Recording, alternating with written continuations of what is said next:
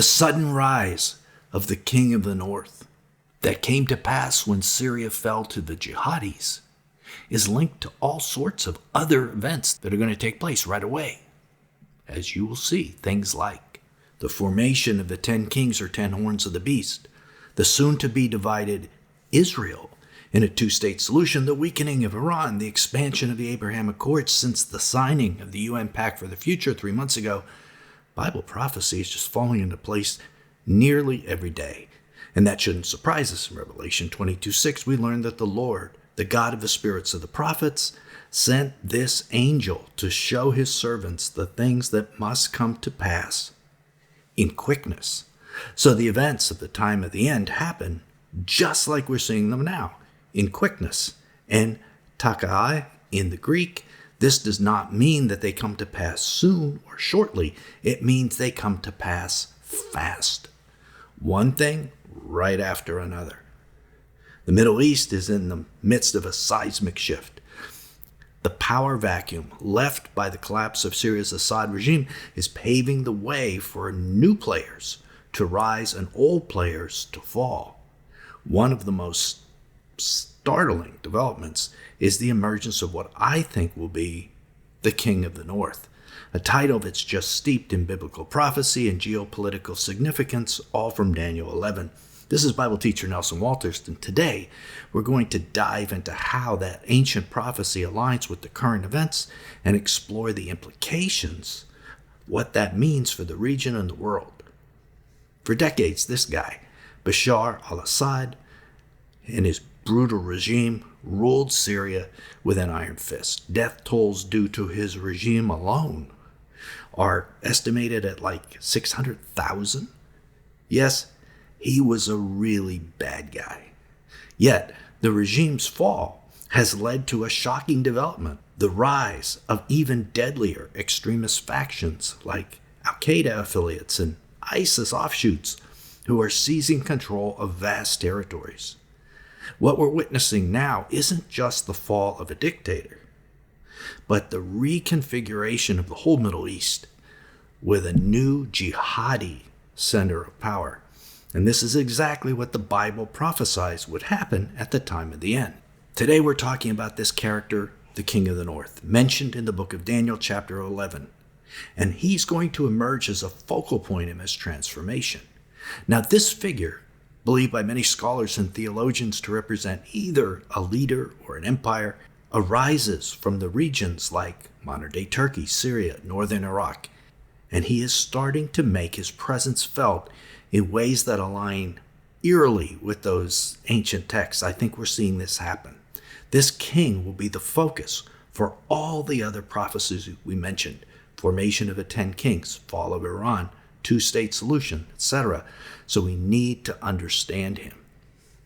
Opposing him is going to be a person or empire known as the King of the South.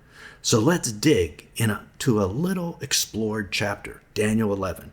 It starts out by outlining a series of ancient conflicts between the historical versions of the King of the North and the King of the South. These historical conflicts, from hundreds of years before Jesus, then bleed over into prophecies about future disputes that align with the historical ones. In other words, history is going to repeat itself in a manner of speaking. The King of the North today will include the area of Turkey, Syria, Iraq, and probably Iran. King of the South, traditionally identified with Egypt, Saudi Arabia, and the surrounding regions. So this is the alignment of the time of the end, with Israel stuck right in the middle. So as we said, the prophecy begins with a historical account of the Persian kings and transitions into the rise of Alexander the Great, whose empire was divided among his generals after his untimely death. Verses 3 and 4 state, "Then a mighty king will arise, who will rule with great authority and do as he pleases. After he has arisen, his empire will be broken up and parceled out to the four winds of heaven. It will not go to his descendants, nor will it have the power he exercised, because his empire will be uprooted and given to others." This refers to the division of Alexander's empire into other kingdoms, setting the stage for the conflicts described later in the chapter. After we read about Alexander, the subsequent verses focus on the two main divisions, the Seleucid or Syrian king of the north and the Ptolemaic or Egyptian king of the south. These dynasties engaged in ongoing wars, with Israel again caught in the crossfire. Verses 5 through 20 detail the historic clashes which many scholars, such as John Walford, described as, quote, remarkable in their precision and alignment with historical events, end of quote. However, the prophecy takes a really dramatic turn in verse 21. You can just highlight that verse in your Bible if you wish, where a contemptible person arises. Now, this is often identified with Antiochus IV Epiphanes. Antiochus serves as a type or foreshadowing of the Antichrist. As a prophecy scholar, Dr. Mark Hitchcock notes, Antiochus's actions, particularly the desecration of a Jewish temple, mirror what the final Antichrist will do in the end times. So, Antiochus and Antichrist form a dual fulfillment of the prophecy from Daniel 11:21 through Daniel 11:39. Additionally, Dr. Arnold Fruchtenbaum emphasizes the role of patterns in biblical prophecy, stating, the conflicts between the kings of the north and south in Daniel 11 set the template for understanding the final battles of history. Again, history is going to repeat itself. The prophecy then shifts to eschatological events, describing the king of the north who will dominate the region. Verses 40 through 45 then are particularly significant and are only eschatological. At the time of the end, the king of the south will engage him in battle, and the king of the north will storm out against him with chariots and cavalry and a great fleet of ships. He will invade many countries and sweep through them like a flood. He will also invade the beautiful land, that is Israel. Many countries will fall, but Edom, Moab, and the leaders of Ammon will be delivered from his hand. So, prophetic scholars like Joel Richardson argue that this king in the north represents a powerful figure arising from regions that were historically associated with the Seleucid Empire, particularly modern-day Turkey, Iraq, and Syria. And the king of the north is portrayed as an invader who will establish dominance over Israel and surrounding nations. Is the king of the north the Antichrist? That's a great question. Yes. But this is important. There were several historic kings of the north, and in the future there will likely be several more. The first one we're about to see almost assuredly isn't the Antichrist. Let me say that again. There's only one Antichrist. He is the one who sits in the temple of God, proclaims himself to be God. But prior to him, other pretender kings of the north will arise. The first of these, and maybe all of them, will be Jihadis. And this prophecy is linked to all the others we mentioned. The 10 kings are likely leaders of the 10 people groups that surround Israel as described in Psalm 83, one of which is Syria, the country that just fell.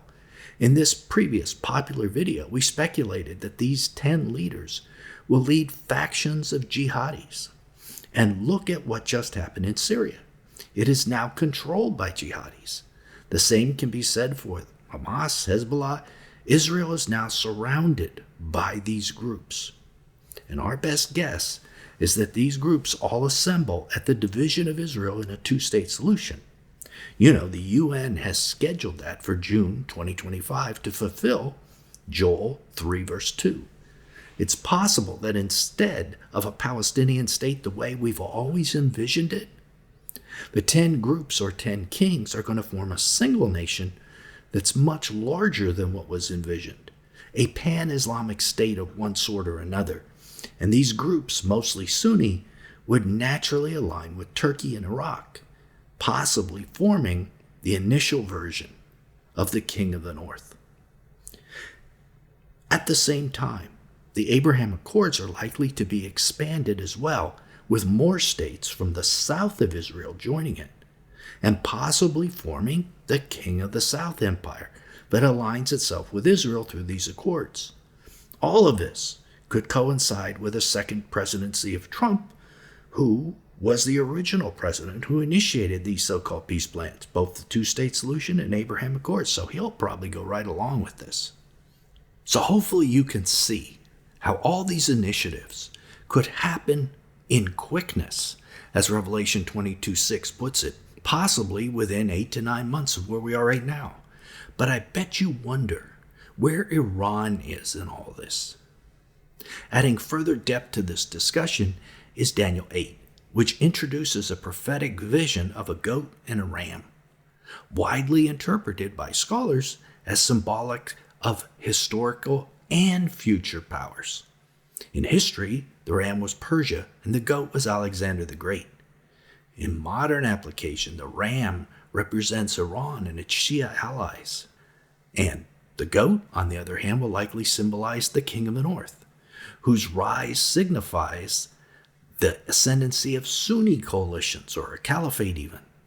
Prophetic scholar Amir Safadi agrees with this, and he suggests if we consider the goat to represent a swift or overwhelming military force, the parallels to Turkey's ambitions to reassert regional dominance is very compelling. End of quote. Dr. Randall Price sees this passage as dual in nature, also pointing both to its historical events and a future Antichrist figure from this region. So if Safadi, Price, and myself are correct, this Sunni coalition or caliphate is going to defeat Iran at some point, and it will become subject to the Sunni nations. This would create a regional superpower in that area, in the northern Middle East. So Turkey's recent moves underscore its bid to become a dominant force in the region. Erdogan's administration has shifted from moderation to a more aggressive Islamic stance, supporting factions in Syria and projecting Turkish power over the whole Middle East. Maps of a greater Turkey have emerged, symbolizing ambitions of his to further extend into former Ottoman territories, to take over and recreate the whole Ottoman Empire if he could, echoing the historical might of the Seleucid Empire. The parallels are just striking. In Daniel 11, the king of the north is described as a conqueror who invades neighboring nations before targeting Israel. He still targets Israel, but it isn't immediately. And recent events are suggesting that Turkey and its proxies could follow a similar path. Erdogan's alignment with extremist groups in Syria and his clashes with the Kurdish forces kind of amplify this narrative of a country that's aligned with jihadis.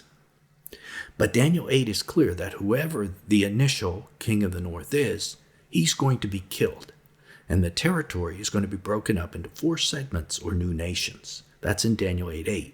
And out of one of these segments, a new king of the north is going to emerge, the little horn. And we know that guy as the Antichrist, Daniel 8:9. In Daniel 7, we realize this little horn comes up out of the region of the initial pan-Islamic state where the 10 kings are, the one that forms when Israel is divided in a 2-state solution. The combination of these prophecies then places him somewhere in eastern Turkey, or in Syria, or in Iraq, and that area is where he's going to come out of. At the same time that Turkey's rise dominates the northern landscape, the Abraham Accords are going to reshape alliances in the south. Saudi Arabia, under Crown Prince Mohammed bin Salman, is inching closer to normalizing relations with Israel. This alignment, unimaginable a decade ago, is kind of like a counterweight to the northern bloc. The king of the south, dominated by him and his allies, will soon include a coalition of nations that all support Israel thanks to these accords. And that will launch, of course, with the 2-state solution. So what lies ahead? What should you be looking for as a watchman on the walls? The stage is set for a really dramatic unfolding of events. As the king of the north consolidates his power, possibly under the little horn's leadership, the king of the south strengthens alliances through peace initiatives. The Middle East is poised with these two powers for a historic clash. Prophecy indicates that out of his struggle, the king of the north is going to triumph and then will eventually invade Israel. And that's going to trigger a series of catastrophic events, including the revealing of the Antichrist when he enters the temple, or a temple substitute like a tent or the Dome of the Rock. And that's going to happen in Jerusalem. So the rise of the King of the North is more than just some kind of geopolitical development that you'll hear about on the news. It's a moment where history, prophecy, and current events are all going to converge.